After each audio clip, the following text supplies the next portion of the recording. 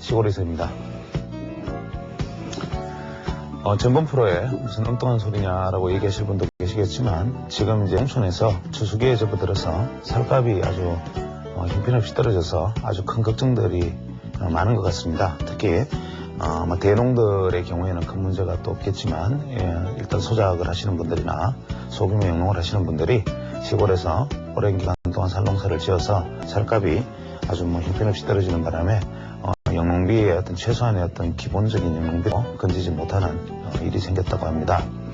저는 오랫동안 시골에 있었기 때문에 시골의 살림이나 형편을 잘 아는 사람입니다.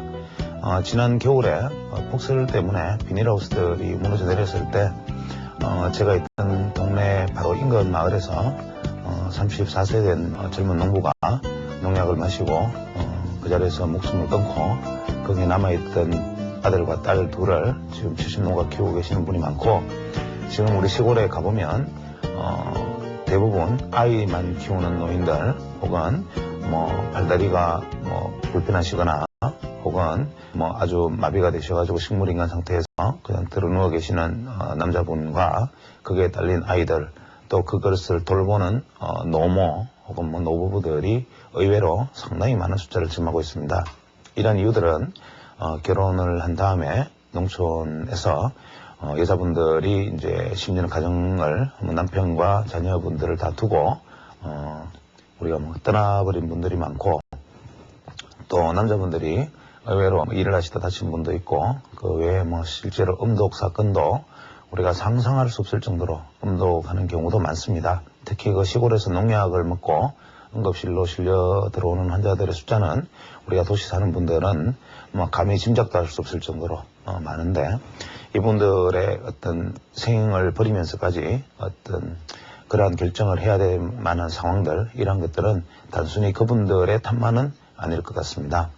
우리가 지난 70년대 이후로 고도성장을 해가면서 소위 이제 정권이라든지 그 외에 사이버 트레이딩, 그 외에 각종 사회에 없던 신종 직업들이 많이 생겨나면서 거의 대부분은 저처럼 넥타이를 메고 화이트 칼라로서 일을 하고 있지만, 실제로 우리 시골에서 남아서 농사를 짓는 분들은 사회가 고도화되는 과정에서 외면당하고 사회 발전에서 혜택을 누리지 못함으로써 지금 같은 경우에는 농사를 지어도 손해가 나고 자기 자신의 어떤 최소한의 어떤 인건비조차도 건지지 못하는 일들이 참 많습니다. 특히 그 농가 부채 문제라든지 그 이외의 여러 가지 문제들은 제가 일전에 정권 전문가를 만났을 때 그분이 농사를 지은 사람들이 농가 부채를 지었다면 자기들이 못나서 그렇지 않느냐 이런 말씀을 하시는 바람에 그날 이후로 그분을 두 번 다시 보지 않습니다만은 저 역시도 시골에서 지금 역시도 시골에 살고 있고, 또 앞으로도 시골에서 지어난 농산물들을 우리가 먹고 살아야 되는 입장에서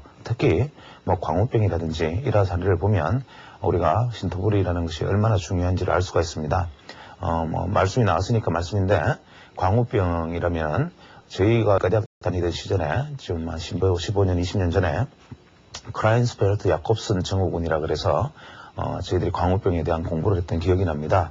그때만 해도 이것에 어떤 정확한 병리 기전이 밝혀져 있지 않았고, 그저 뇌가 스폰지처럼 구멍이 뚫리고 사람이 이제 치매가 오는 병, 그게 어떤 식풍습이 있던 뉴기니아, 오스트리아 쪽에 원주민들에게 가끔씩 발생했던 병, 이런 정도로 알고 있었는데, 요 근래 들어서 병리 기전이 밝혀지기를 동물이 식물성 섭취를 해야 하는 동물이 동물성 음식을 섭취했을 때 생기는 변성 단백질이다. 즉 이것은 뭐냐면 자연의 질서를 거슬려서 자연의 질서를 지키지 않는 것에 대한 자연의 응징이다라고 저는 생각하고 싶습니다.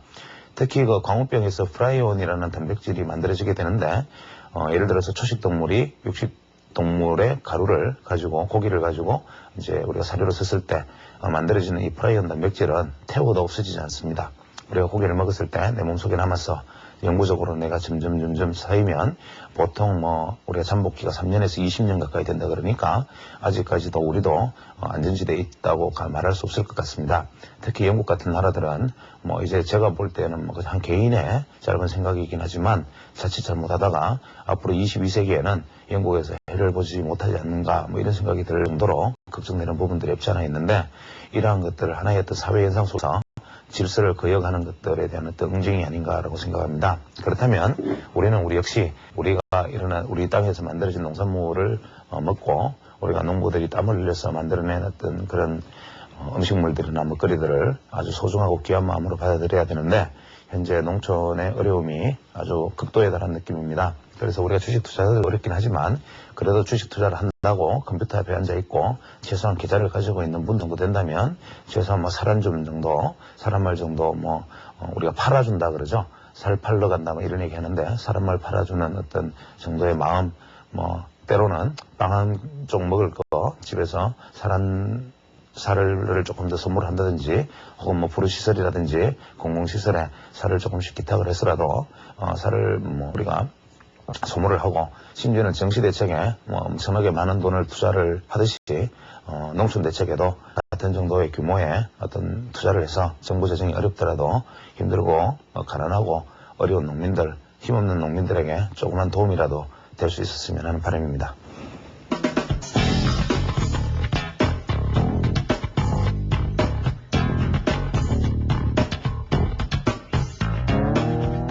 지난 시간에 이제 그 패턴에 대해서 얘기를 하고 또 이제 파동과 연루된 어떤 패턴에 관련된 말씀들을 드렸습니다. 특히 뭐 책을 하나 소개했었는데 물론 뭐 책을 소개하고 하는 부분들은 다소 좀 위험 부담이 있고 너무 논란의 여지가 있기 때문에 어떨지 모르겠습니다만 가끔씩 그러한 부분들에 대한 얘기도 해나갈까 싶습니다.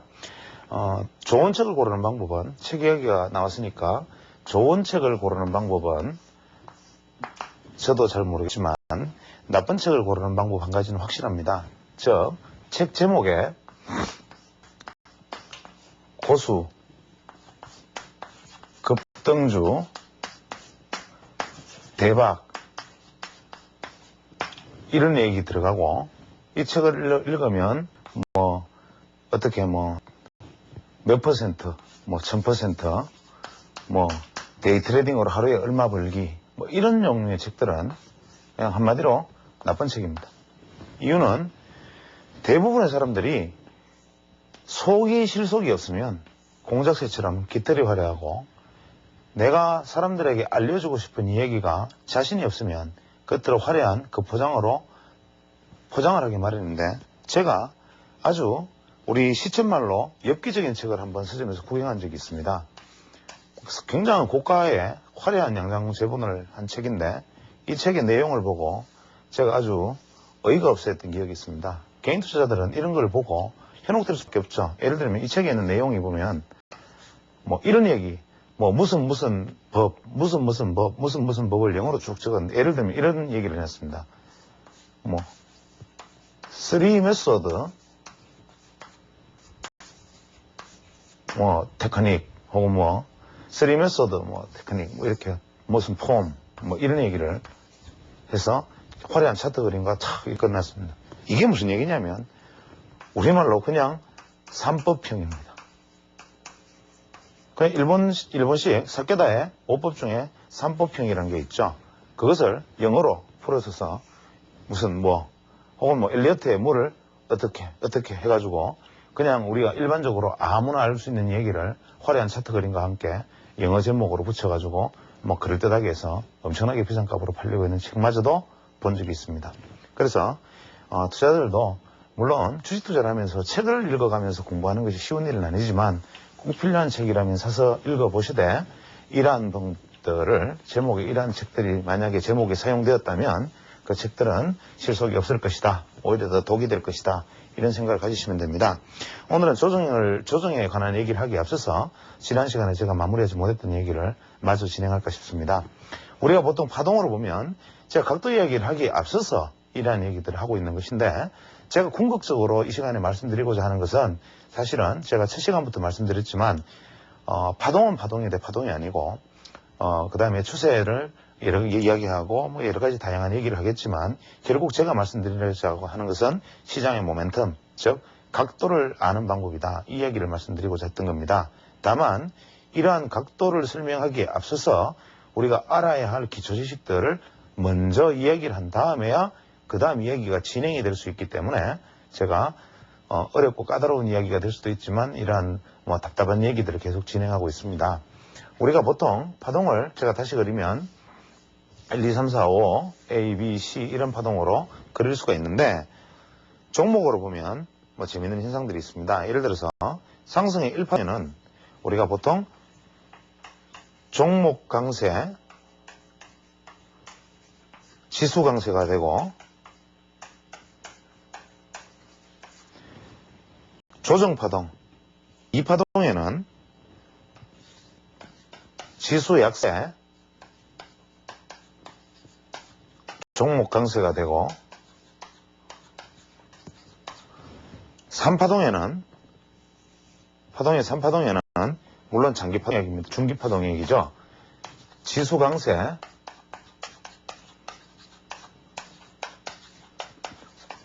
종목 강세 현상이 펼쳐지는데 이때 종목 강세는 현재 이 숫자가 줄어들게 되고 마지막 그 다음 4파동의 조정에서는 다시 지수 약세,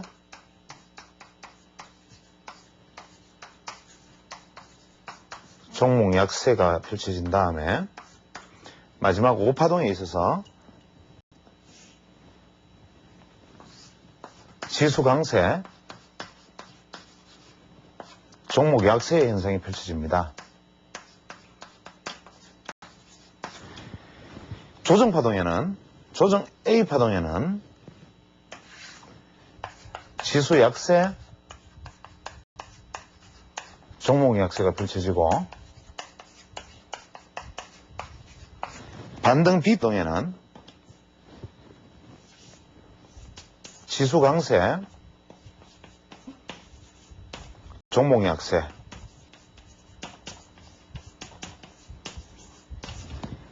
마지막 하락파동에 4분의 2는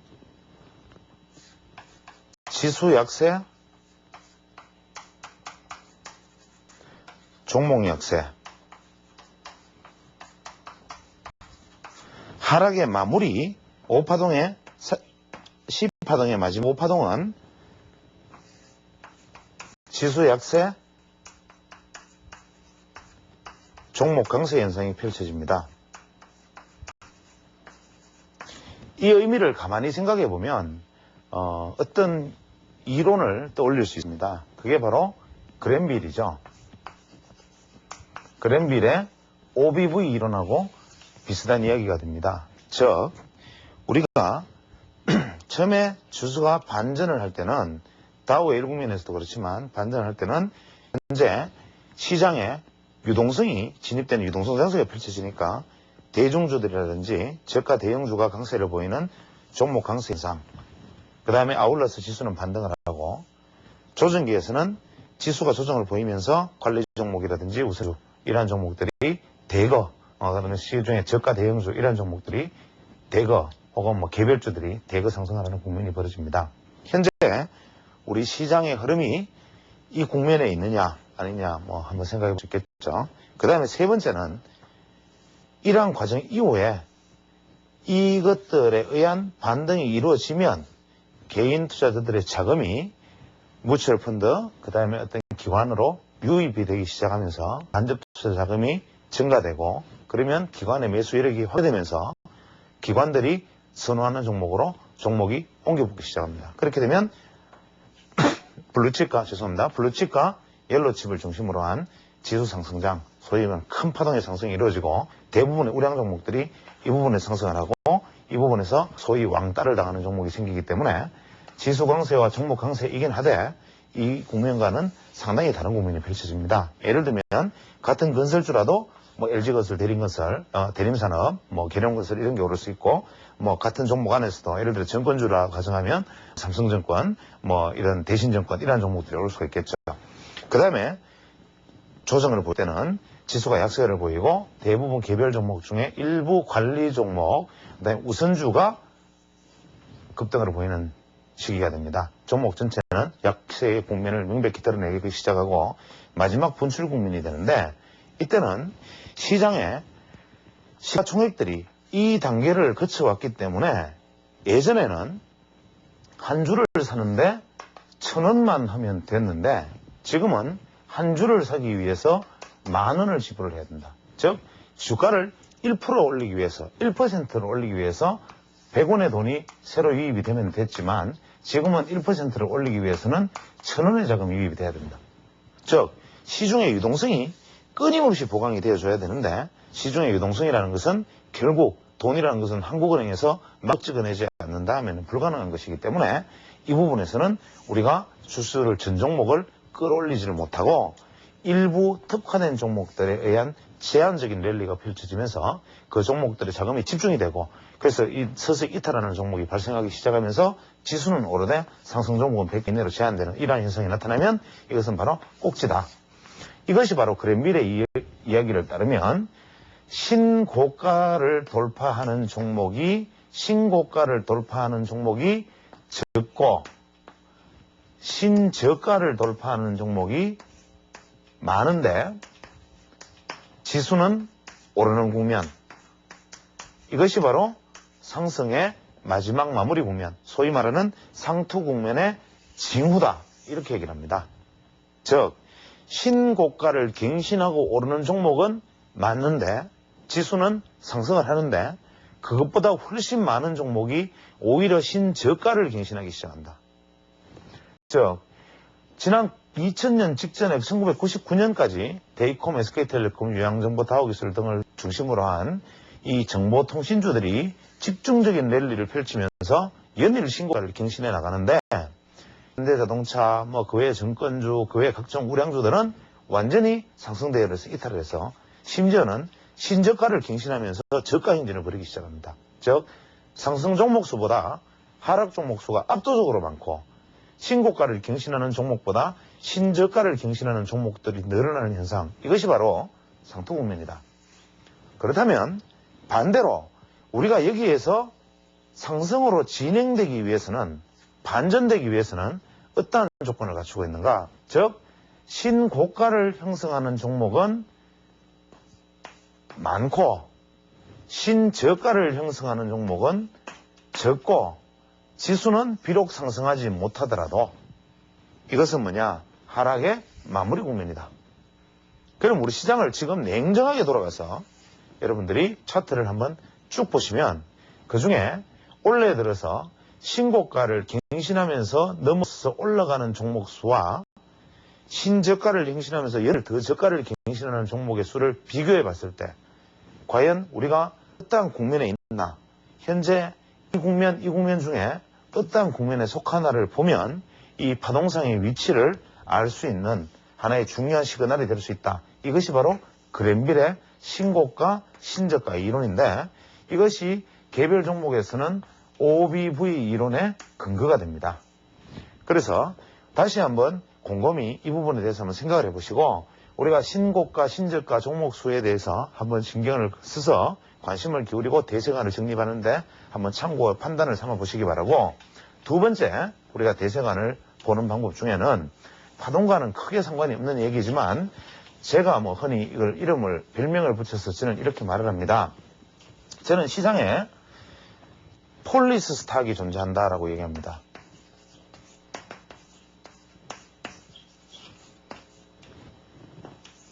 이 폴리스 스탁이라고 이름을 붙인 것은 경찰관 주식 혹은 시장의 정찰대라는 표현이 맞겠죠. 이 폴리스 스탁이 뭐냐면 어떠한 시장이 대세를 전환을 하기 전에 먼저 신호를 주는 종목들이 존재한다. 예를 들어서 미국의 사례를 보면 미국의 GM 자동차의 주식은 항상 다우지수가 대세를 전환하기 전에 GM 자동차의 주가가 먼저 내렸고 다우지수가 대세가 전환되기 전에 GM 자동차의 주가가 오르기 시작한 현상이 나타난다. 이것은 대세 사이클상과 같이 맞아떨어지는데 한국에서도 당연히 공교롭게도 보면은 현대자동차가 이 폴리스 스탁에 해당하는 종목이 아닌가 저는 생각을 합니다.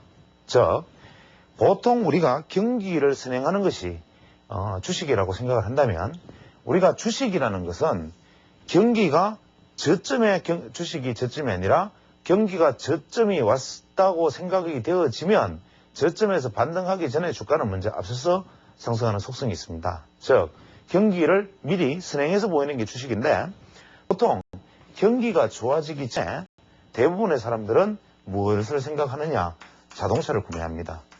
왜? 좋아질 것이니까. 경기가 나빠질 것이라고 예측이 되면 자동차를 사는데 사람들이 움츠러들기 시작합니다. 그래서 만약에 우리가 신문기사에 연일 자동차가 많이 팔리고 있고 자동차 생산이 어떻고 외제 수입차가 어떻다 이런 이야기가 나오고 현대자동차의 주가가 현재 지금 이 지점에 있습니다. 현대자동차가 이 지점에 있죠. 이 지점에서 현대자동차 주가가 반등을 한다면 대세 전환에 폴리스탁이 신호를 보내고 있다. 현대자동차 주가가 여기서 이렇게 가다가 이렇게 간다면 현재 지금 상승은 진바닥이 아니다. 뭐 이러한 물론 지금 제가 이 녹화하는 시간과 이 방송이 되는 시간은 상당히 괴리가 있기 때문에 이런 얘기 드릴 수는 없습니다만은 이러한 것들을 폴리스탁이라고 삼아서 한번 주가를 보면 1999년 당시에 SK텔레콤, 대입금, 다우기술 같은 종목들이 10월 이후에 혹은 뭐 8월부터 급격한 상승으로 접어들 때 이때부터 현대자동차 주가가 하락하기 시작하면서 대세 하락을 예고하기 시작합니다. 그 다음에 올 작년 연말부터 현대자동차 주가가 상승을 하고부터 올 1월 달에 주가의 반등이 일어났고 이번에 현대자동차가 먼저 주가가 하락하고 난 다음에 지수가 490포인트까지 빠졌고 지금 현대자동차는 이렇게 약간의 반등을 모습을 보이고 있는데 이번에는 주가가 좀 앞서 나갔습니다. 그러면 현대자동차가 주가와 괴리를 좁히면서 상승의 분출을 해낸다면 종합주가지수가 반전의 가능성을 높여주는 것이고 이것이 실패하고 다시 하락해 준다면 종합주가지수의 흐름도 이렇게 가지 않을까라고 생각할 수 있다는 측면에서 이 폴리스 스탁이라는 개념을 두고 저는 얘기를 하는데 뭐 이름만 그렇지만 실제로 중요한 것은 시장에 어떠한 속성을 보여주는 그러한 종목이 반드시 존재한다 이런 얘기를 드리고 있는 겁니다. 이제 뭐 이런 얘기는 잠시 접어두고 오늘은 다시 이제 파동으로 돌아가서 조정 파동에 대해서 이제 얘기를 다시 이어서 나가겠습니다. 지금 제가 얘기를 하다가 파동론을 얘기를 하다가 이제 이러한 얘기들을 중간중간에 계속 해나가는 이유는 실제로 파동론에 관한 얘기가 많이 아시는 분들 입장에서는 오히려 너무 심심한 얘기이고 잘 모르시는 분의 입장에서는 지나치게 어렵고 난감한 얘기이기 때문에 실제로 우리가 제가 이 강의를 해나가면서 송구선 말씀이지만 만약에 얘기를 보시는 분들이 처음부터 보신 분이 뭐 시간이 지나면 지날수록 한 달에 한 10% 정도씩은 이제 포기를 하시지 않을까 생각을 합니다. 그러나 이것이 제가 지금 해나가는 어떤 이야기들이 주식 투자에 실제적인 도움이 될지 안 될지는 알 수가 없을 때 우리가 주식에 관해서 한번 생각해 볼 수 있는 계기를 만들어 줄 수만 있다면 그것만으로 생각해도 다행이 아닌가 생각을 합니다. 그래서 두 번째 조정. 자, 엘리어트 파동에서 제가 조정 보면은 A, B, C 이런 파동으로 이루어진다고 말씀을 드렸습니다. 그 다음에 기본적으로 하락의 추세의 방향에 맞는 충격파는 1, 2, 3, 4, 5 추세 방향과 반대되는 반등 이것이 오히려 조정이 되겠죠. 하락파에서는 A, B, C 다시 하락 쪽에 1, 2, 3, 4, 5 이렇게 파동으로 5, 3, 5의 파동이 우리가 조정의 가장 흔한 형태, 즉 지그재그 파동이다. 이렇게 말씀을 드렸는데 조정이 이러한 형태로만 존재하지 않습니다. 만약에 파동이 지그재그의 형태로 나타난다면 엘리어트의 이야기로는 이것이 이 C파동이 1.618배, 즉 이 A파동의 1.618배가 나타난다라고 말을 하지만 실제로 미국 시장이 1950년대 이후와 한국 시장의 사례에서는 지그재그 파동이 나타날 경우에는 A파동과 C파동의 길이는 같다, 거의. 그래서 최악의 경우에 1.618배의 가능성이 있지만 지그재그 파동에서는 파동이 같다. 그래서 약 한 470포인트, 460포인트 혹은 480포인트 정도 수준이 바닥이 아닐까라고 볼 수 있다는 거고 이러한 것이 앞에서 만약에 1, 2, 3, 4, 5로 나타나지 않고 이 조정 A파가 만약에 A, B, C 이런 형태로만 만약에 나타난다면 이 조정은 무조건 플랫 조정이다. 지그재그 조정이 아닌 플랫 조정의 형태를 보일 것이라는 것을 우리가 알고 있어야 됩니다.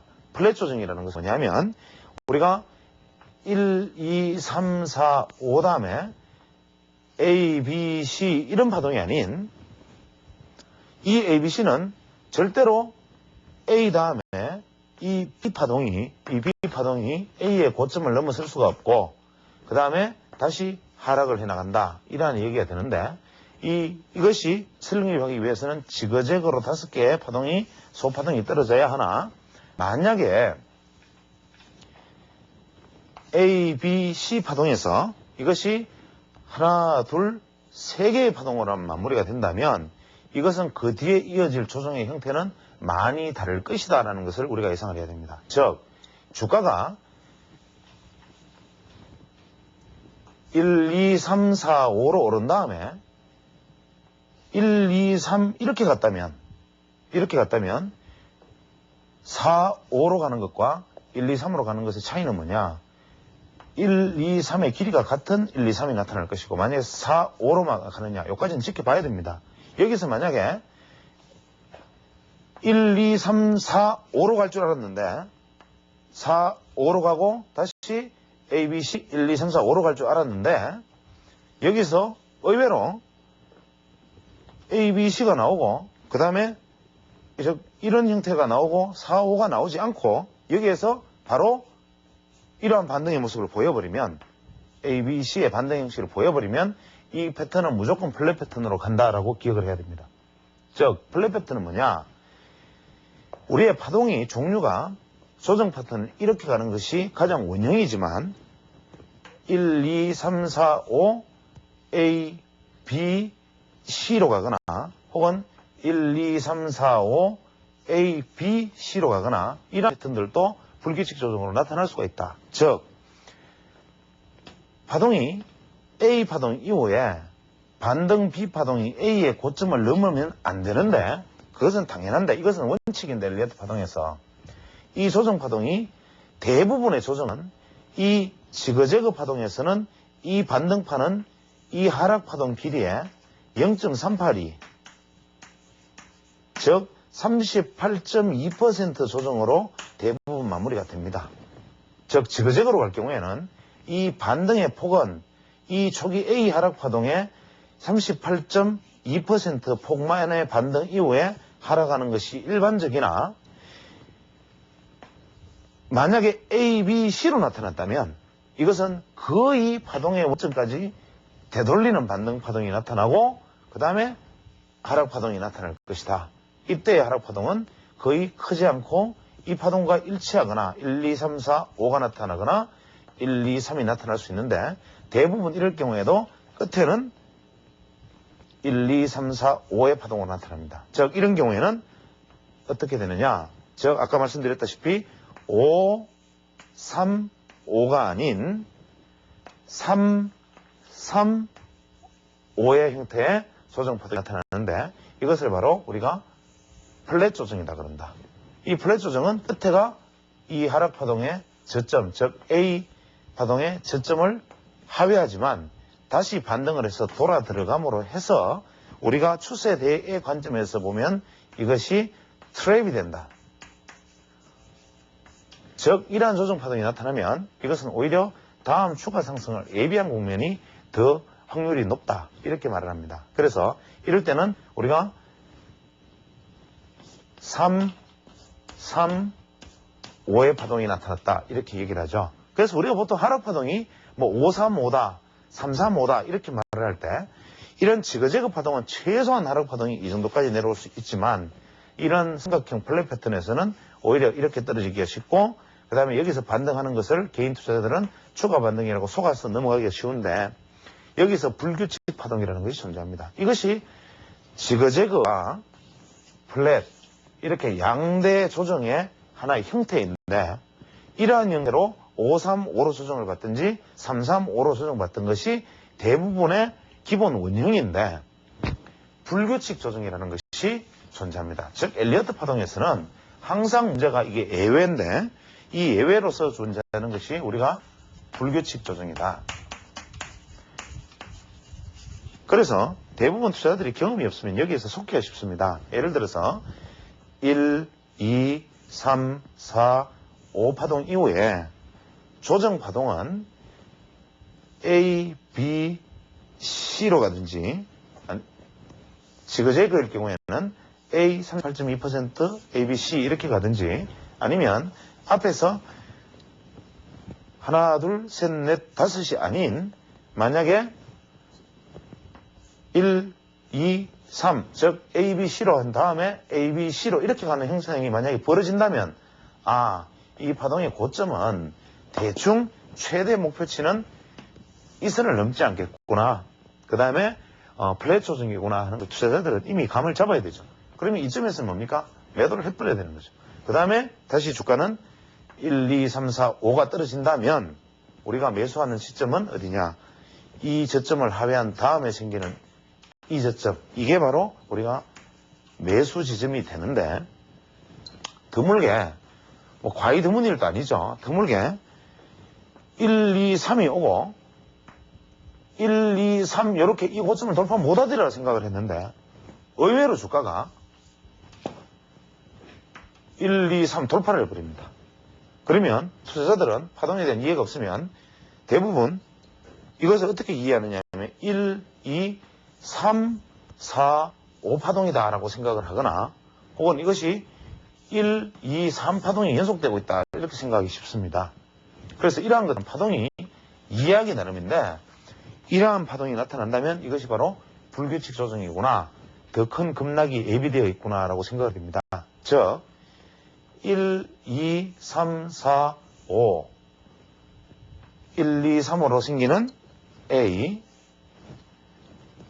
1, 2, 3으로 생기는 B가 고점을 넘어서 버리면 이 고점을 넘어서 버리면 이 상태를 우리가 바로 불규칙 조정의 시그널입니다. 전주곡입니다. 즉 이것이 바로 불규칙 조정의 시그널이고 고점을 넘어선 다음에는 1, 2, 3, 4, 5의 급락파동이 떨어져 버립니다.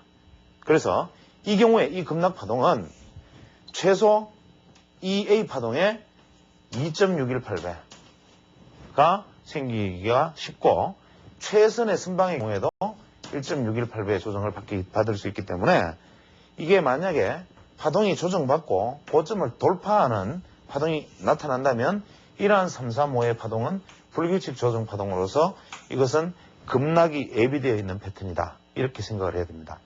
이러한 것을 우리가 주식시장의 사례를 찾아서 제가 현재 어떤 종목 차트라든지 지수 차트로 사례를 보면 훨씬 더 이해가 쉽겠지만 이러한 사례들을 보면 오히려 투자자들은 어떤 면에서는 제가 말씀드리는 부분에 오히려 혹하게 됩니다.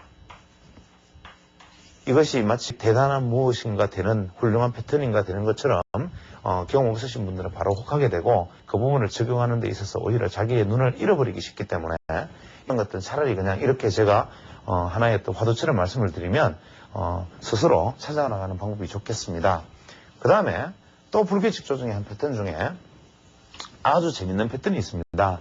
요즘 시장이 급등으로 이어가는 종목들 중에 중대형 주중 이런 종목들이 많은데 러닝 컬렉션이라는 게 있습니다. 러닝 컬렉션. 이것은 원어로는 커넥션 혹은 코렉션 이렇게 두 가지로 다 쓸 수 있습니다. 엘리액트는 러닝 코렉션, 즉 달리는 조정이다 이렇게 얘기했고 프레이트나 더들리는 러닝 커넥션, 달리는 연결 파동이다 이렇게 얘기를 했습니다. 그래서 이것이 뭐 이름이 무엇이든지 그게 중요한 것은 아니고 우리가 말하는 러닝 커렉션은 뭐냐,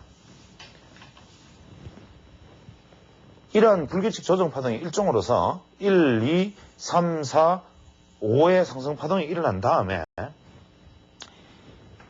A 조정 파동 이후에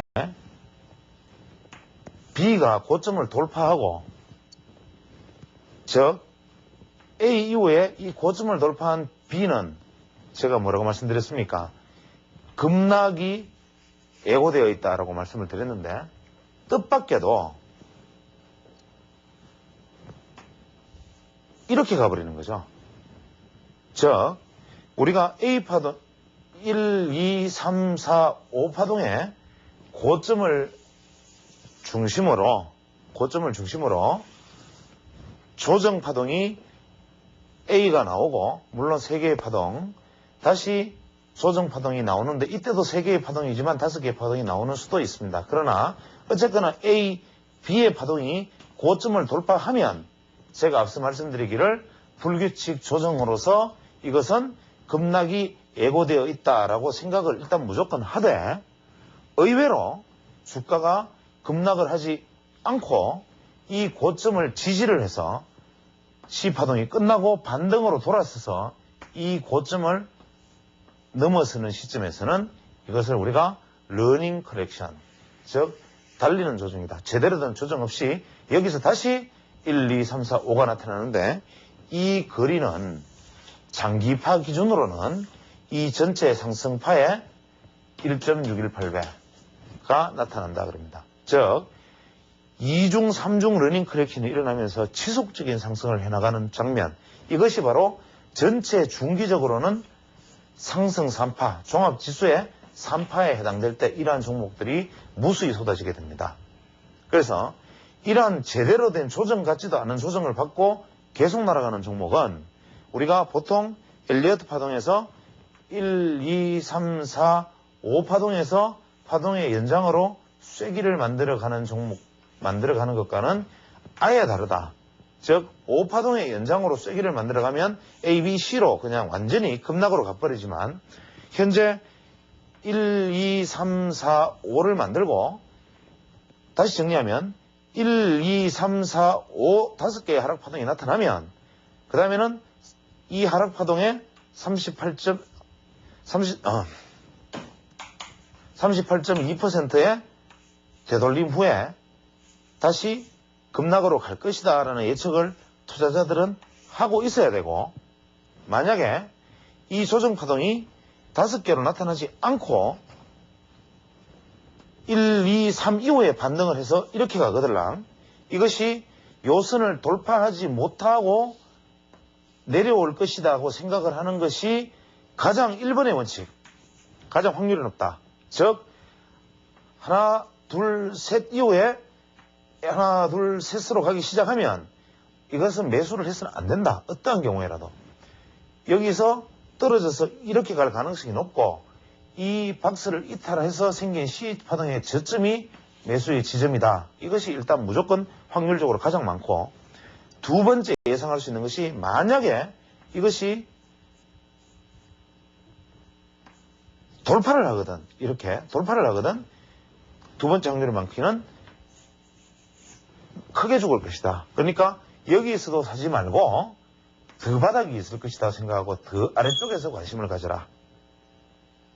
그러나 이렇게 생각을 하고 있는데 돌파했다가 지지를 받고 되돌아가면, 되올라가면 이것은 러닝 커렉션이 아닌가라고 그때부터 이 종목을 아주 주의 깊게 관찰을 하는데, 이 러닝 커렉션의 확인도 앞서 A, B, C의 B의 고점을 돌파하는 순간 여기가 바로 결정적인 매수 지점이다. 이렇게 되는 겁니다. 그래서 우리가 조정을 이해를 하면 결국 주가의 매수 지점과 매수 지점을 이해를 할 수가 있는데, 다시 한번 정리를 하면 조정은 지그재그 형태의 조정과 플랫 형태의 조정이 있는데, 지그재그와 플랫의 조정이 있는데, 지그재그의 조정은 5, 3, 5의 파동으로 형성이 되고, 이 앞에 숫자를 보면 알 수가 있고, 플랫의 조정은 3, 3, 5 이것이 기본 원형인데, 이것이 일단 이 5파동의 고점을 넘지 못하는 것이 첫째, 설령 넘었다 하더라도 하락폭이 더 깊어질 것이라는 것이 둘째, 만약에 돌파를 했는데 디디고 올라가면 이 파동이 돌파되는 시점은 다시 한 번 더 큰 상승이 예고된 예외적인 국면, 이게 바로 러닝 커넥션, 이렇게 파동을 정리를 할 수가 있습니다. 그래서 이러한 어떤 조정 파동에 대해서는 제가 깊이 있게 상세하게 설명을 하면 훨씬 더 퍼센트와 비율, 그 다음에 패턴까지 묶어서 다양한 설명을 할 수는 있는데, 실제로 이러한 것들이 만약에 전체적인 패턴에서만 투자자들이 인식을 하고 이러한 패턴이 도래하면 내가 주가에서 주식 대응을 이렇게 하겠다라는 생각을 하는 것이 현명한 것이지, 현재 이것을 파동의 계산을 해서 혹은 소파동을 재서 파동의 비율을 재서 다시 그것을 계산하려는 것은 제가 앞서 시간에 말씀드렸던 우리가 타임 윈도우를 이해하지 못하는 투자자들의 입장에서는 오히려 굉장히 무리한 일이 될 수 있다. 이 부분에 대해서 우려 때문에 이 파동의 조정에 관해서는 더 깊은 진행을 하지 않겠습니다. 다만 한 가지 우리가 현재 우리 시장에서 이제 논점이 되고 있는 부분들, 예를 들어서 A, B, C 파동이 다 끝났는데 현재 우리 시장의 모습은 왜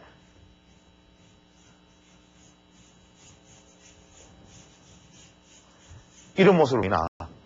이것은 바로 우리가 접속파라 그래가지고 이미 파동이 A, B, C가 끝나도 다시 A, B, C라는 접속파 이후에 다시 하나, 둘, 셋, 넷, 다섯 의 하락이 있을 수 있고, 또다시 접속파가 나오고, 또 접속파 1, 2, 3, 4, 5 이렇게 해서 파동이 연속될 수 있는데, 이러한 것들은 예외적인 것이고, 이런 것을 저희들이 X파라고, 접속 X파라고 부릅니다.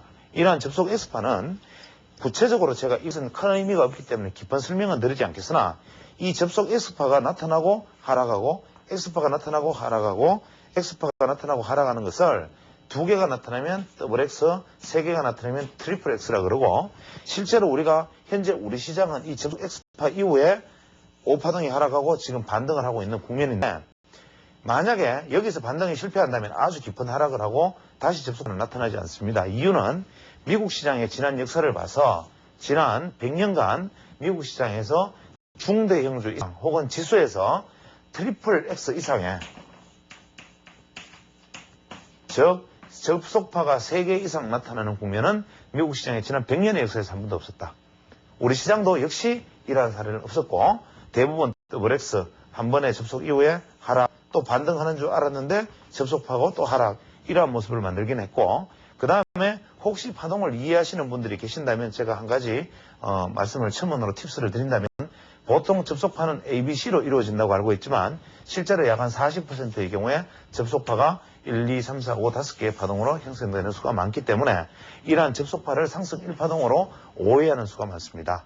그래서 현재 여기까지 말씀드린 내용으로 이러한 파동론 강좌에 있어서 가장 기본적인 엘리어트 파동을 중심으로 한 파동 강좌의 어떤 개론은 여기서 마무리 짓도록 하고, 이제 다음 시간부터는 제가 여러분께 진짜 말씀드리고 싶었던 내용들, 시장의 어떤 각도, 탄력, 모멘텀, 지표, 그 외에 어떤 각종 여러 가지 시장에서 말해주고자 하는 부분들, 이런 것들을 같이 짚어나가는 다소 좀 실용적인 시간을 가질 수 있도록 한번 해보겠습니다.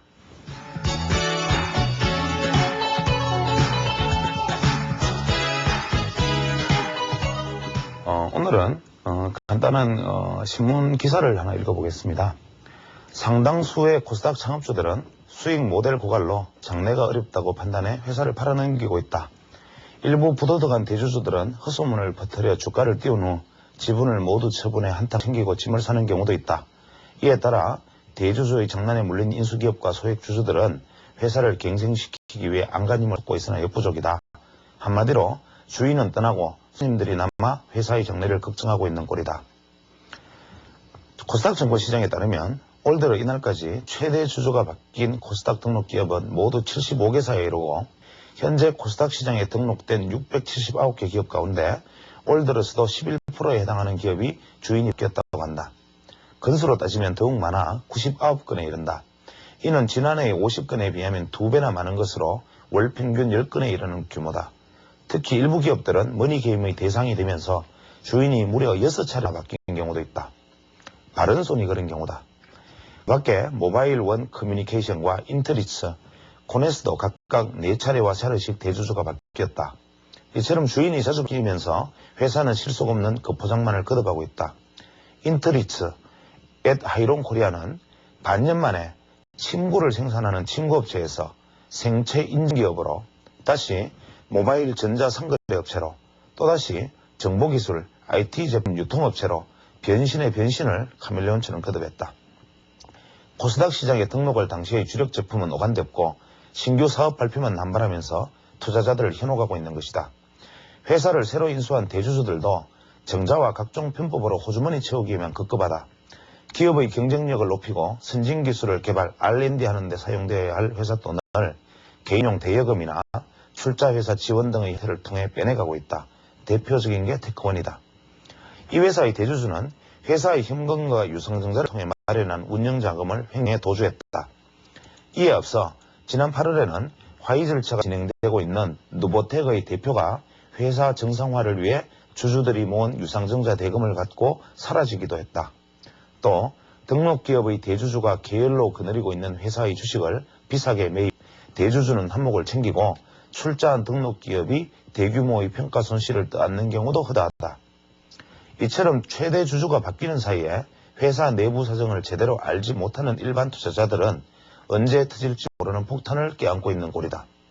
이 때문에 코스닥 시장에서는 폭탄 돌리기가 시작되었으며 수익 모델이 없는 기업들은 보유 자산이 소진될 때까지 버티는 캐시버닝이 지속되고 있을 뿐이다.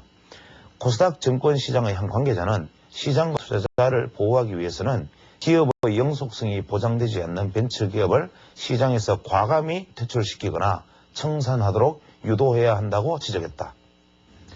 이 기사를 보면서 경제신문의 기사입니다. 이 기사를 보면서 마지막 말 코스닥 증권시장의 한 관계자가 말을 했다는 시장과 투자자를 보호하기 위해서는 기업의 영속성이 보장되지 않는 벤처기업을 시장에서 과감히 퇴출시키거나 청산하도록 유도해야 한다라고 말했다는 이 사실, 이것은 누구나 이 사실에 대해서 공감을 하고 있다는 뜻입니다. 현재 우리 코스닥 시장이 오늘 주초 화요일까지 상당폭 약 한 15일간의 상승을 계속 이어가고 있지만 이제 과열권에 접어들었다 하더라도 당분간은 또 반등을 모색하면서 아직은 시장이 쉽게 꺾이지 않을 것입니다. 그러나 문제는 주가가 끝없이 계속 내려가는 법은 없는 법이니까 적정 시점에 주가가 사지면 매수가 유입되고 다시 주가가 올랐다가 또 그 지점에서 많은 물량을 떠안은 개인 투자자들을 남겨놓고 주가는 다시 빠지겠죠. 이유는 수급 때문입니다. 누차 말씀드렸지만 코스닥 시장은 앞으로 장기적으로는 절대로 성공할 수 없는 시장입니다. 최소 앞으로 몇 년간 코스닥 시장은 절대로 과거의 영화를 되찾을 수 없고 절대로 투자자들이 중기 투자를 하거나 안전 투자를 할 수 있는 곳이 아니고 이것은 어디까지나 완전히 도박판에 가까운 곳입니다. 예를 들어서 지난주에 이번 주에 강원랜드 상장이 결정이 됐습니다. 강원랜드 상장에 대해서는 제가 개인적으로 상장 반대의 목소리를 많이 높였고 또 그로 인해서 스스로도 굉장히 곤혹스러운 일을 많이 당했고 심지어는 각종 메일이나 그 외에 직접적으로 전화를 통해서도 심지어는 가만두지 않겠다라는 이야기까지 많이 들었지만 이제는 이미 상장이 결정됐으니까 저 같은 사람이 한 사람이 떠드는 것은 어떠한 영향도 미치지 못할 것이라고 생각합니다. 물론 강원랜드의 경우에는 상장의 어떤 명분이 나름대로 충분히 있는 것도 사실입니다. 왜냐하면 당시 폐강초원의 어떤 지원을 위해서 강원랜드를 건설을 할 때 주주들에게 코스닥 시장에 상장시키겠다는 약속이 있기 때문에 사실 그 약속을 정부로서 분복할 수 없는 일임은 분명하다는 것은 알고 있습니다. 그러나 강원랜드는 2천억의 매출에 1천억의 순이익을 올린 엽기적인 기업입니다. 우리나라 기업 중에 현재 경제가 어렵고 피폐해서 지금 여러 가지로 세계 경제도 어려운 상황에서 제대로 된 영업이익을 올리거나 순이익을 올린 기업이 과연 몇 개나 되는가 생각해 보면 무려 50%의 순이익을 올린 강원랜드의 실적은 가히 독보적이라 할 만합니다. 그렇기 때문에 강원랜드의 어떤 주주들이 앞으로 누릴 수 있는 혜택은 앞으로도 무한할 것이라고 보여지고 실제로 정부 입장에서도 강원랜드 같은 주식들은 정부 소유 지분으로 통합 관리를 해도 오히려 건전하게 강원랜드 운영하는 데 도움이 되지 않을까. 각종 그 안에서 이루어지는 검은 이야기들이 들리지 않고 오히려 깔끔한 관리가 될 수 있지 않을까 생각을 하는데 강원랜드를 굳이 상장을 반대했던 가장 큰 이유는 수급상의 상징성 때문입니다. 현재 강원랜드는 상장이 되면 약 1000만 주에 가까운 980만 주 가까이 물량이 유통 가능 물량이 되고 현재 증시에서 시가총액이 약 15만 원 기준으로 3조 원 정도가 되는 상당한 규모의 시장이 됩니다. 특히 강원랜드가 상장이 돼서 주가가 조금만 오른다면 국민카드 그 외에 각종 어떤 대형사를 제치고 자칫 일설에 의하면 KTF 를 제외한 랭킹 2위의 기업이 되지 않겠는가라고 얘기를 하는 사람들도 많습니다. 그러면 우리나라에 카지노, 확장, 슬롯 머신, 그다음에 블랙잭, 듣지도 보지도 못했던 시설을 갖추고 2개층짜리 건물에 호텔을 가진 곳이 코스닥 시장 전체 시가총액의 2위를 차지하는 이 현상을 어떻게 봐야 할 것인가?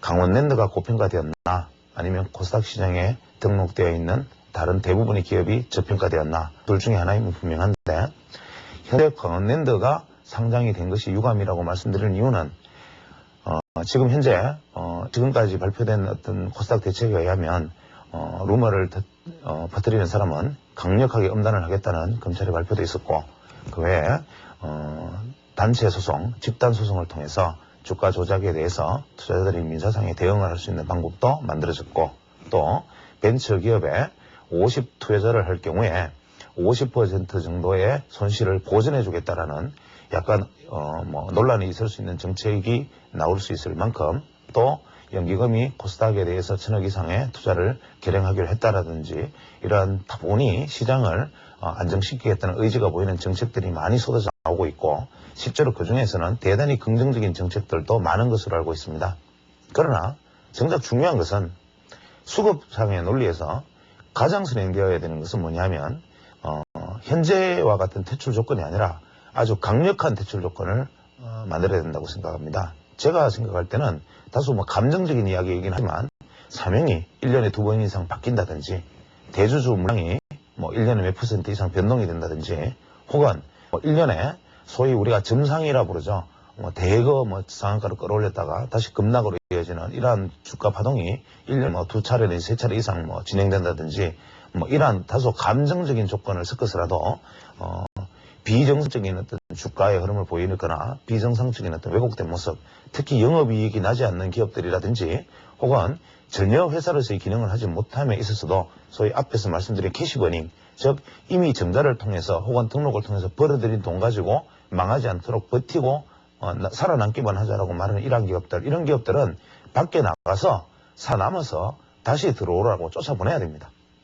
이런 기업들은 코스닥 시장 안에서 캐시버닝하고 앉아있지 말고 밖에 나가서 그 돈 다 까먹고 아예 안 하든지, 아니면 그 돈을 까먹을 때까지 새로운 수익 모델을 만들어서 회사를 튼튼하게 만들면 다시 링 위로 올라가라 하고 일단 쫓아보내야 되는데, 이러한 어떤 퇴출들이나 어떤 진입들에 대한 규제가 아주 강경한 정책으로 흐르지 않는다면, 지금과 같은 시기에 등록이 지속된다면 현재도 또 80개사가 등록이 가능하다고 얘기를 하는데, 이러한 식으로 간다면 코스닥 시장의 미래는 없습니다. 코스닥 시장의 미래가 아니라 한국 증권시장의 미래도 장기적으로는 없다고 봐야 됩니다. 그래서 수급 자체의 문제, 이것만 우리가 놓고 절대적으로 이러한 어떤 수급과 퇴출, 그 다음에 진입과 퇴출, 이러한 문제들에 대해서 투자자들이 아주 날카로운 감시의 목소리를, 감시의 눈초리를 세우고 또 감시의 목소리를 내야만 하고, 강원랜드 주주님들한테 송구스러운 말씀이지만 강원랜드가 이미 등록이 되었다면 그 기업은 정상적인 기업 가치를 이미 평가받고 나아가되, 강원랜드는 공익성을 가진 기업이니까 그 나름대로 운영의 묘를 살려가면서 또 그것이 레저 산업이라든지 앞으로 21세기에 첨단 어떤 레저 레포츠 이러한 쪽에 부합하는 외국인들을 많이 끌어들여서 외화를 벌어들일 수 있는 기업으로 이미 끌어들였다면 키워나가시기를 바라고, 그러나 강원랜드가 등록되었다고 해서 그와 덩달아 수많은 카지노 관련 기업들 혹은 별로 그렇게 건전하지 못한, 우리가 소위 말하는 땀 흘려서 혹은 창의력으로 돈을 벌지 못하는 기업들이 줄줄이 만약에 등록되는 사태가 벌어진다면 이제 이 자체가 노름판이라고 불리는 코스닥 시장이 아예 그들의 동무대가 되지 않을까 하는 걱정이 없습니다. 감사합니다.